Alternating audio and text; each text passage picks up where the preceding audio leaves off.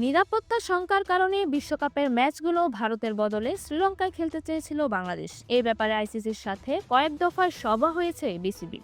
আইসিসির প্রতিনিধি দল ঢাকায় এসে মিটিংও করে গেছেন, তবে এত অল্প সময়ের মধ্যে নতুন করে সূচি প্রণয়ন সম্ভব হয়নি।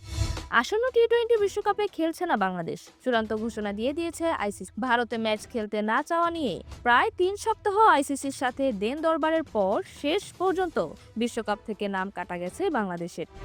বাংলাদেশের বিকল্প দল হিসেবে স্কটল্যান্ডকে বিশ্বকাপে অন্তর্ভুক্ত করা হয়েছে, যার ফলে বিশ্বকাপে খেলছে স্কটল্যান্ড। বাংলাদেশের মতো এমন ক্রিকেট পাগল জাতির বিশ্বকাপে না খেলার ব্যাপারে বিবৃতি দিয়েছে বিশ্ব ক্রিকেটার্স অ্যাসোসিয়েশন।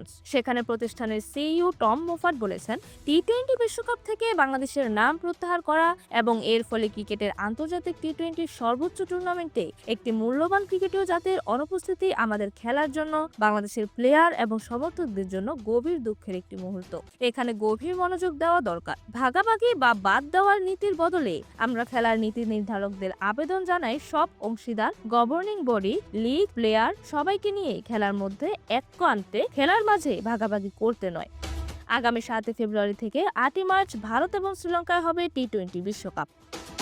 এরকমই যে কোনো খেলার আপডেট সবার আগে পেতে অবশ্যই চ্যানেলটি সাবস্ক্রাইব করে রাখুন। ধন্যবাদ। প্লেবাজ নিউজ।